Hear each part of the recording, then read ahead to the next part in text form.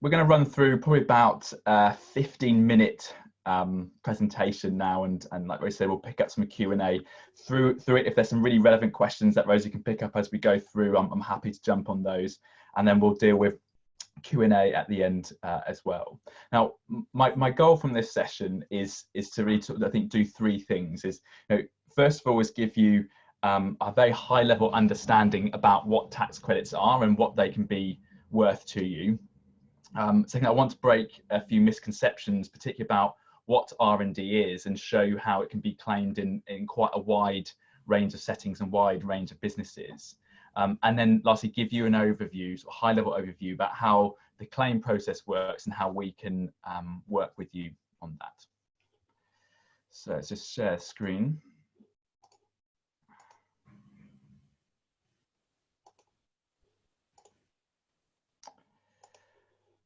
Great.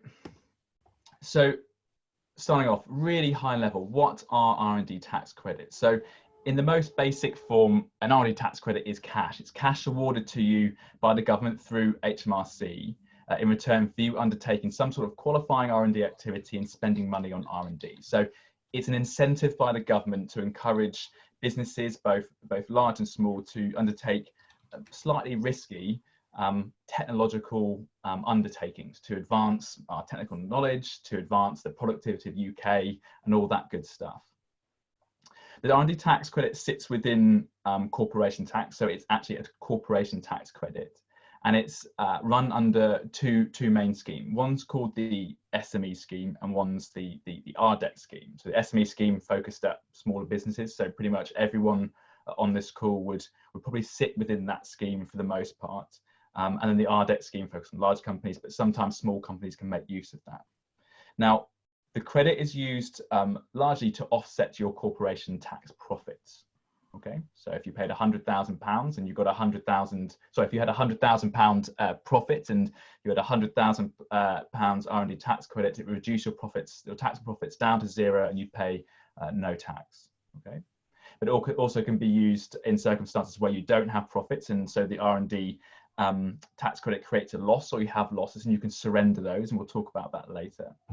But broadly, depending on how you use it, whether you're surrendering losses, carrying back losses, offsetting profits, a good rule of thumb for yourself is that most SMEs using the SME scheme can claim somewhere between 25p and 33p for every pound that you spend on these qualifying costs within a qualifying R&D activity. Okay.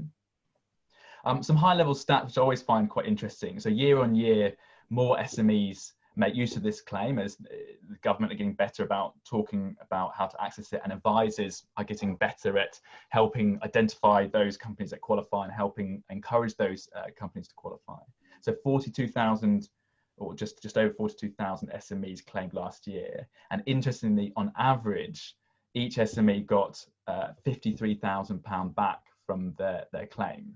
So it's quite, you can see it's quite a generous and quite a useful credit. £53,000 for your average SME is quite a material amount of money. But as always, don't be sort of fooled by that average. You know, within that average are some very small claims and some very big claims. I know as a firm in the many R&D claims we've processed, we've had, you know, lots of claims smaller than £10,000 and claims as large as perhaps probably the largest around £700,000 to £800,000. So you get a really big range in that. So you get the average skewed upwards by these very large claims that go through.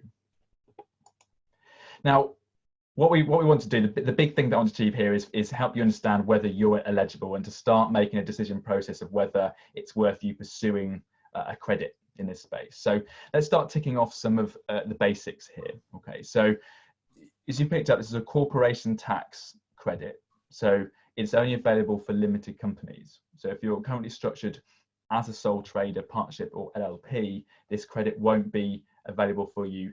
I think that sometimes there can be some smart structuring to move profits out of there, but I'd say the rule of thumb is you have to be a limited company to claim this. Okay, and there's an important thing to understand if you're actually thinking of starting a new venture as well, and that new venture has some sort of technological edge to it, or some edge where you think there's some sort of R&D activity. A limited company, because of this R&D tax credit, may be much more beneficial than an LLP, for example, to house that trade in, so you can access this. Okay. Now, to access the SME scheme as a limited company, there's a few criteria you've got to meet. You've got to be smaller than 500 employees.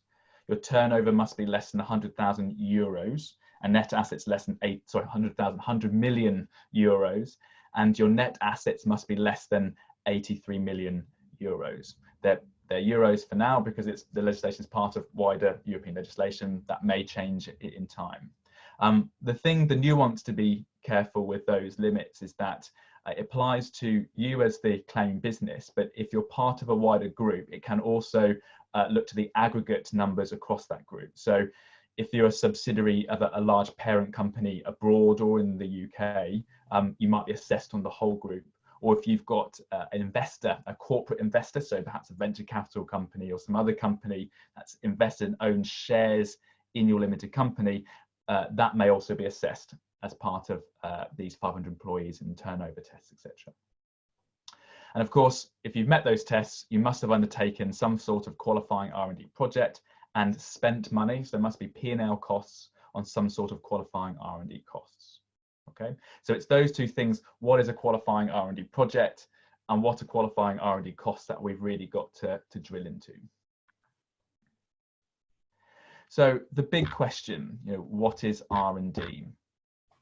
So the first thing for us to appreciate is that R&D isn't rare. It's actually extremely common activity amongst lots of R&Ds, lots of businesses. So R&D happens in lots of SME businesses and across lots of sectors. And over the years, we've been fortunate enough to work in really many interesting sectors and got to learn a lot about their technology. So including recently, we're working on a vinification, a winemaking business.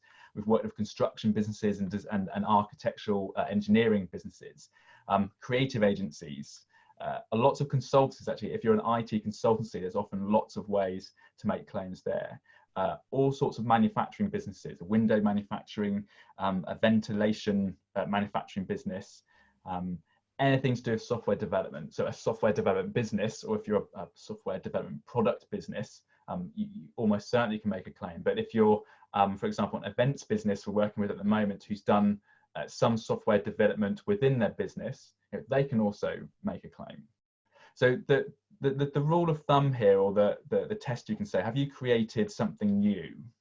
Okay, so have you created or planning on creating a new product, a new process, which could be a manufacturing process or way of doing things with software, a new service? Or are you modifying something that you've already got, or actually are you modifying something that someone's already built, be that a software machine or something? Okay, so all of those things could mean that you've undertaken to some degree an R&D activity. Okay, but the key thing that we've got to always assess, and that we're asking the question about, is these two sort of big HMRC questions. So if we find you've done something new, you've created a new product, new service, we have to be able to answer these two questions. So one is, have you made some sort of advancement in the field of technology or science? So when you've created that new product, has it advanced in some form our knowledge somewhere, technology, science? And when you went to create that new product, service or process, was there some sort of technological or scientific uncertainty? Okay, so there's an advancement question and an uncertainty question. So let's unpack both of those. So the advancement question, I think this is where you get the big misunderstanding of what R&D is. So when you advance technology, or our knowledge, our human knowledge of technology, it doesn't just happen with guys with white coats on in labs mixing chemicals, blowing things up, or creating some sort of new Intel chip. It happens in every business. Okay, so it includes things like design, software, design particularly in software, engineering, agri-foods, agriculture. I mentioned we're doing a claim for in a vineyard, in a winemaking business. Medicine, there's often lots of claims, but also life sciences within that, and imaging, medical imaging, we're working on some claims. Construction and construction techniques, there's often things to do there. Every time you build a new building as either an engineer or a contractor, it's often the first time that building has been built. So there's possibly some techniques you use that haven't been used before. Manufacturing, you might have been producing the same product for a long time, but how you produce that product might have changed. So all sorts of businesses can, once they start unpacking how they do things and what they're doing, you start finding these underlying R&D activities which we could base a claim around. But there's an important piece to understand here. Actually, before we move on to that, so the rule of thumb here that I tend to say is, have you done work in new ways, or have you got something to do something that wasn't designed for? So new ways or something that hasn't designed for. And an example could be, you've got CRM software A, and you've got a database piece of software in your business. And you're thinking, well, if I can get that CRM software to work with this database, I could get all sorts of insights out of that and provide a better service to my customers. But this CRM system wasn't meant to talk to this database. So if I could connect them together, and if I could find a way to do that, that'd be great. And that connecting them together could be technological advancement. They weren't meant to do that. You've got to change something, figure out how to do that. That could be advancement. Or in a manufacturing business, say you're manufacturing duct work. Okay, you get a new project comes in, and the design that you've got to build is slightly different that you'd normally do, and your tooling in your factory isn't quite set up to do that, but you've got an idea that, well, actually, if I use this tool in a slightly different way, if I adapt how we do that, I'll be able to create that design. And that adaptations, or that using a tool in a new way, that can be R&D. That's advancement of technology, of knowledge. So it only has to be small and incremental, so an appreciable improvement to a product or service. It doesn't need to be groundbreaking. It doesn't need to be a new Intel chip, or indeed a solution to COVID-19. And the second question is the uncertainty part. Okay, so there must be, so the HMRC line is, there must be a scientific or technological uncertainty existing when knowledge of whether something is, the scientific possibility or technological feasibility of how to achieve this in practice isn't readily available or deducible by a competent professional. So it's not readily available or deducible by a competent professional. Now, what that means, let's say this example of trying to connect a CRM system to a database. If I phone up my IT consultant and say, hey, this is what I'm trying to do, and he tells me, well, John, I've done this 100 times. If you get this new app, you install that, CRM software will link to the app, link to the database, done. That's what you got to do. So he's done that before. There's a readily available solution. He was able to tell me that quickly. Okay, so that there's no uncertainty there. But if my IT consultant told me, well, I've got a few ideas, that there's this app we could use, there's this app, or perhaps we could code something, but we need to try a few bits. I'm not sure how we do that, but hey, you can engage me and you can pay me some fees to figure out how to do that. Well, there is an uncertainty there. Okay, so you've got to test this question. Does a professional working in that field know very quickly how to solve your problem? So the rule of thumb there is you're going to need to do something, some work to reach an answer. So you don't just know the answer straight away. You're going to do something, some iterative testing, some prototyping, something like that to reach an answer. And the answer might be it can't be done, but you're uncertain of what the outcome is going to be. Okay, so just to reiterate, so you've got to advance technology somehow, or scientific knowledge, and that may be only incremental. It might not be changing the world, but it's an appreciable improvement to something. Okay, and in undertaking that appreciable improvement, what you weren't quite sure how you do it, you'd need to try a few things. You ask someone, you ask a professional, they weren't quite sure how to do it. Okay, if you have that scenario, then you've probably got the basis of some form of R&D claim. Okay. So the next level, we figured out we're doing something in our organization. We're trying to get this CRM software to talk to this database. And we said, okay, that's probably R&D. So what costs in my business qualify for these R&D costs so that I can calculate what my R&D credit might be? Okay. So the first thing is any cost that I connect to this must be defensively associated to the R&D project. Okay, so it's defensively associated to that R&D work, and that's often where our expertise as advisors come in. That we've had experience of making lots of claims, we know the legislation inside out, we've understanding the market, what HMRC are looking at, and where the boundaries of where HMRC expect this defensibility to be, of knowing what can be associated and the extent to which that can be associated to a project. Some things are very obviously associated and some are less so. Perhaps like someone project managing or a director of a business managing groups of people who are undertaking an R&D project, some of their time can be absorbed in. Okay, so it's got to be associated, costs associated with the R&D project. And there's largely three to four main buckets of costs. And in medical sciences, there's actually a fifth, but we'll leave that out for now. Okay, so the first big one are your staff costs. So it's payroll costs for your business. Now, for all the staff costs, we've got to identify who worked on the project and the percentage of time that they spent on the project. Okay, but that percentage times their cost, we can include in our R&D costs. And that cost will include the employer's NI that you spent on them. So it's gross salary plus NI, and also the pension contributions that you made as a firm for them. Okay, and payroll costs include payments to directors. Now, lots of owner-managed businesses, the directors are paid through payroll, but it's only very small, but it still means you can include some of it. But often in owner-managed businesses, the payroll might be small, but the contributions to that director's pension might be really big. So this actually gives you an opportunity to use some of that pension costs in the scheme, as those pension costs are included with allowable staff costs. Subcontractor costs. So often we see if you've got a business that doesn't normally undertake, perhaps saying this software development work to get database A to talk to database B, they often subcontract it out. So you call your IT consultant and you engage them to undertake the work for you. So you can include that work as part of your R&D costs, the payments you've made to them. You can't include all of it. Often it's 65% of the cost for what you call unconnected subcontractors. So subcontractors are not associated with your business. But in some cases, you might be part of a bigger group, and another group entity may have the capabilities to do that software development, and they do it for you and you pay that group entity. In that case, you have what is called a connected subcontractor. And depending on what costs are included in their P&L, you could include 100% of those costs.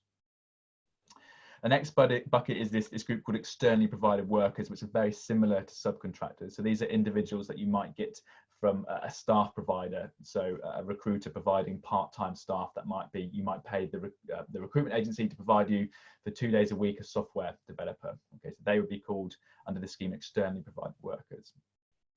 And the last bucket are consumables, so things that are not people or subcontractors to do things. And the consumable buckets often for lots of the work isn't the biggest part, it's the smallest bucket out of all of them. And it normally includes some portion of utilities. So if you've got a team working on this software development project, some of your heat, power, light can be included, a percentage of it associated that we can associate with those employees can be included. Not rent, so you can't include rent as part of this. If you are doing some sort of product, or you're trying to find a new manufacturing technique for ductwork, the materials that you used in that process, that can be included. You can't include materials that were eventually included within a product that you sold, but anything included within a prototype that hasn't been sold are included. And often there's some specialist software out there that we can include, but not server costs. So if you're using Azure or AWS servers as part of your software development environment, you can't include those costs. So we figured out that you've got a claim, you've identified a technological advancement that you're making, you've ascertained that there's definitely uncertainty, you don't know how to do this, you're going to have to do some sort of testing, some iterative testing, you're going to have to do some research to get to a conclusion. But you've then gone and spent money, you've hired that subcontractor, you've assigned some staff to it, and you're spending some money, you're working towards an outcome. So we can now, in a basis, we have a basis to make some claims. We've got a project and we've got some costs. So we can unpack a bit now about how you actually make that claim. And what we're going to focus on just in this example here is just a basic SME scheme example. Okay, so we're not going to look at the RDEC scheme right now. So just a basic SME example. So let's say I've during the year I spent £100,000 on my project. So some of it was some staff costs. So let's say 2 members of staff paid, £30,000 each, and they've entirely worked on the project. I subcontract some of the work. I've got a bit of utilities, the heat, power, and light in there. My total that we identified and correctly apportioned to the project was £100,000. The first thing I get to do, I get to apply this what we call an enhancement. So the current enhancement rate is 130% or 1.3 times. So I calculate what's called my enhanced enhancement rate, so £130,000. So £100,000 times 1.3, £130,000. So I come up with this number called my total enhanced R&D costs, so £230,000. Now, the most basic way I use this in a corporation tax calculation is, first of all, to reduce my profits. Okay, so let's say this business who spent £100,000 on R&D has a profit at the end of the year, before we apply any of these calculations, of £100,000. Okay, so they were due to pay £19,000 in corporation tax. So the first thing I do is I reduce this profits down to zero. Indeed, actually, when I apply an enhancement of £130,000 to the P&L, it reduces the £100,000 down to zero and then down to a loss of £30,000. Okay, so I've got my £100,000 in the P&L. I've now added my enhanced R&D expenditure of £130,000, and my £100,000 loss reduces to zero and goes to a loss of £30,000. Okay, so the first thing that does for me is it means that I don't pay any corporation tax. So I was due to pay £19,000 corporation tax, and now I pay nothing. So I've got £19,000 in the bag. But then, because I've generated this loss, I get a choice. So I can choose to surrender my loss to HMRC, or I can keep it for use in future years, or indeed I could actually carry it back to prior years if I'm able to do that, given my particular circumstance as a business. But let's say, like most businesses do, I surrender my loss to HMRC. So what this HMRC, the rules allow you to do is say HMRC will buy that loss for you for 14.5p in the pound. So I give HMRC that loss, and they give me just over £4,000. Okay, so the total value of this credit to me, so I've spent £100,000, the total value of the credit to me is around £23,000, £23,350 in this circumstance. So that's a pretty good outcome for spending £100,000 on an R&D outcome. Okay. Now, I just want to unpack a bit about how you now go through this claim process. How do you work with us to do that? Okay, so there's 4 key work streams that we have to work with you on. So unpack each in turn. So the first thing we've got to do is we need to do this assessment with you, which we normally do on a series of phone calls, or we come and meet you if we were allowed to do that. And we talk through what you think the project is that happened, or we help you identify the project and ascertain the basis of the claim. So the basis of the claim, we're trying to conclude on, okay, you did project A, which was to link this software to this software, and we're going to build our whole claim around that. So there's an assessment process that needs to happen before we're happy to proceed to help you actually make a claim. The next 2 streams that then kick up are the financial work streams and the reporting work streams. So the financial work streams are about collecting data. So there's a lot of data to collect. Sometimes we already hold it. So we've got to collect all this financial data about where things were spent, payments to subcontractors, payments to staff, NI contributions, pension contributions, identifying the types of subcontractors, the connectivity to them, and things like that. So we've got to collect all that information, do number crunching, and start coming up with a model of how we're going to apply those costs to the R&D project. So it'll be some sort of percentage of those costs by line item that we can apply to the project. We might use timesheets to help us do that. We might use your intuition as a director. We might use invoices and breaking down invoices to find out what subcontractors worked on. But we have to come up with a set of costs that we can apply to a project.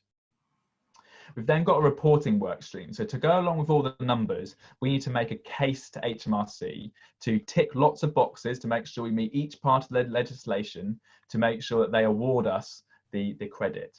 And a big part of this work stream is building what we call the justification report. And in the center of this justification report is this key narrative about the project you undertook. So it's where we start writing up and identifying the technological advancement that you think you were making. So we explain what the project is. We identify in very specific wording that we know HMRC are looking for about these technological advancements. And then we talk about the uncertainties you face and what you did to overcome those uncertainties. So we look at the software uncertainties, we look at the iterative testing you did, the coding you did, the environment you coded in, and we write all that up into example projects that you undertook that these costs relate to. And once we've got all that, we've got our costs, we've got our justification report, we can start concluding our tax calculations. Okay, so it's not just good enough to have the numbers, we need to make sure we're calculating the credit in the particular way to the particular circumstances of your business, looking at your past history of profits and losses, and the current circumstances of your company, including what you think profits are going to be in the future and current cash flow requirements. And we'll conclude on a tax treatment of those credits. So do we surrender the loss? Do we roll it back? Do we roll it forward? And what profits can we offset? Things like that. And we'll then update your tax return and make any new submissions or resubmissions for your tax years. Okay, and so we lead you through all of that process on each step of the way. Now, fee-wise, the way that we help you is obviously one of the first questions people have of what does it cost to do this. So we, like a lot of advisors, work on a contingent fee basis. So we're happy to take a risk on the project. So if we can't get a credit for you, we don't ultimately end up making any money from it. And we base it on the value that we think we can generate for you. So it creates incentive for us to build the biggest value credit that we can find and make for you. And we work on a percentage of somewhere between 15 to 20%, depending on the complexity and the size of the claim, of the value that we can obtain for you. So we talked about in the last slide, we generated a value of £23,000. So you had £19,000 you didn't have to pay, 4.3K you had back. Our fee will be based on a percentage of that. So we split the value between ourselves. Okay, so finishing off now with some common FAQs that we get on the tax credit. So the first one is how many years, how far back can I make this claim? I did this project this many years ago, can I claim that? So the first thing is you can claim for the year you're in and the prior year. That's generally how it works. So if you undertook a project 5 years ago, you're outside the scope for that. But if you started a project last year and continue it this year, you could probably make a claim across 2 years. So often the first claim that a business makes can be quite large. You're making 2-year claims in one go if you're undertaking R&D for those years. And so that means in the year, in the last year claim, what you're probably doing is offsetting profits and you're claiming back corporation tax that you've already paid. Where in the current year, we'll try and complete an R&D claim before you pay before you pay your corporation tax. So you're avoiding corporation tax instead. I do R&D work for other firms, can I claim? Now this is a really good question, because this applies generally to consultancy type firms and most commonly IT consultancies. So if you're a consultancy, it could be IT, it could be manufacturing, engineer, any sort of consultancy, and you're doing work for a large business, so a business that does not fall inside this SME definition. So let's say you're doing work for a government institution, a large bank, or something like this. If your work that you're undertaking meets those various different technological advancement, uncertainty criteria, and you've incurred costs that are qualifying for that, you can actually make a claim on the work that you're doing, even though your client is hiring you to do it. Okay. Now you make that claim under the RDEC scheme and not the SME scheme. Often depending on, sometimes you can make it under the SME scheme depending on how your contract is worded with your client. But it means that for a lot of consultants out there, you're not actually making claims on things that you could. And often there's this misconception, I'm being paid, I'm being hired to do the work, there's no way I can make a claim. The answer is if you're an SME and your client is a large business and you're undertaking this R&D type work, you can probably make a claim, and normally quite a large one as well. How long does it take to get the money? Now, HMRC have 28 days to turn around their report for you. And the last time I saw HMRC do a turnaround report in 28 days was probably toward the end of last year. This year they've been extremely slow on the claims that we've seen submitted out there. And so in practice, you've got to assume it's somewhere between 1 to 3 months. The quickest we've ever seen a claim turn around by HMRC is probably 14 days, 2 days. But the R&D department has been incredibly understaffed for probably 6 months or maybe longer. So prior even to the crisis we're in now, they were understaffed. and they're even more understaffed now because we know HMRC have been pushing people to different parts of their the business, the organisation, to help with the various different SME support schemes and the like. So they're very understaffed. So it could take 1 to 3 months for your claim after submission to be paid out to you. And the preparation process, the time it takes from us starting to engage with you and getting a claim out, can be anywhere from, the quickest claim we've done is probably within about 10 days, so two weeks.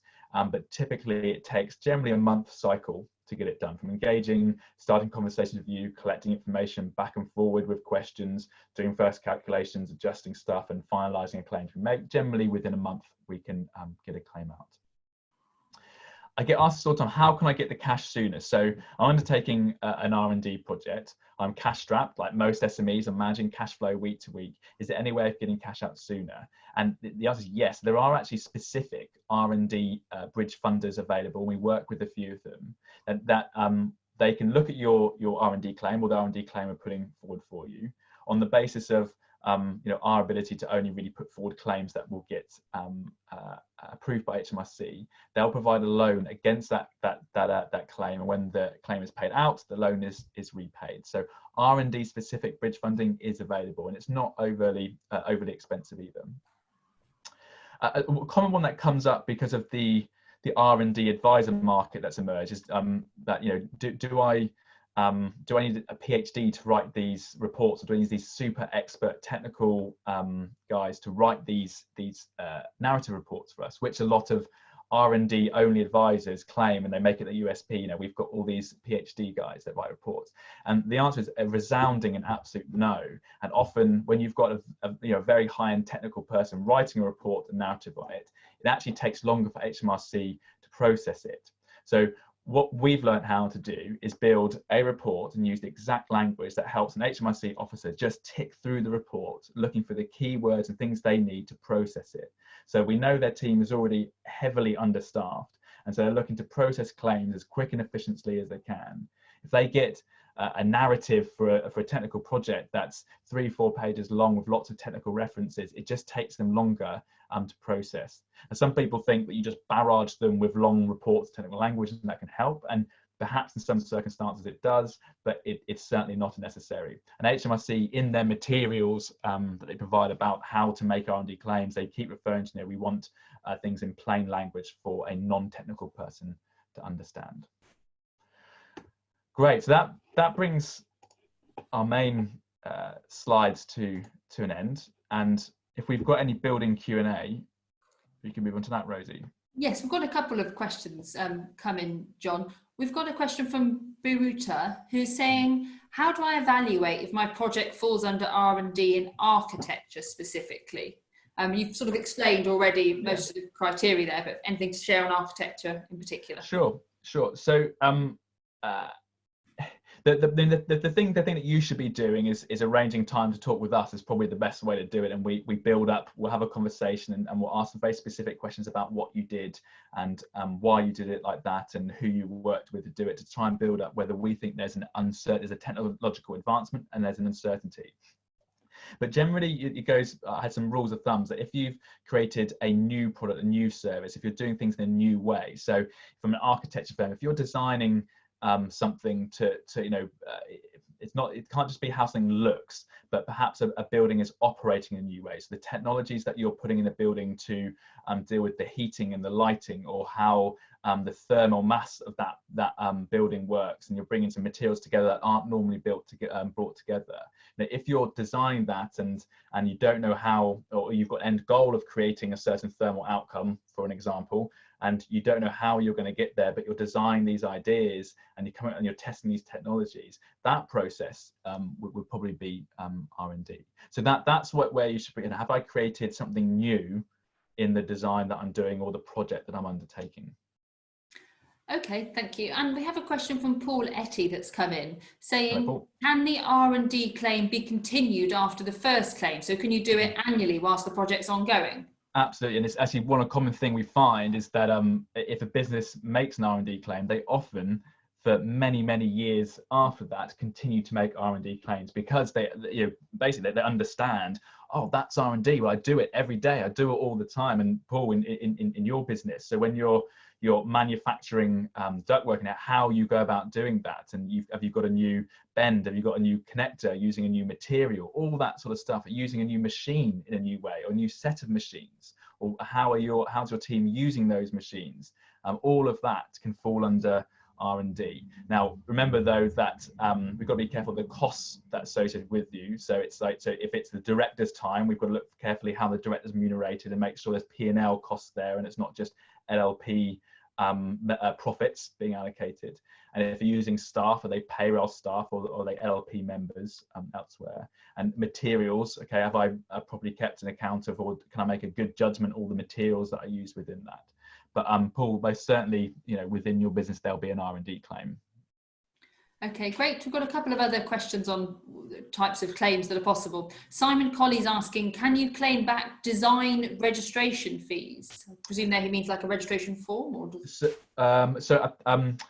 the best of knowledge at the moment, we'd have to check the specific rules, but you can't claim fees used to actually file like a patent or a trademark and what have you. Those fees are excluded from the R&D work. It is actually just the direct costs associated with coming up with that design in particular, which would be the R&D costs.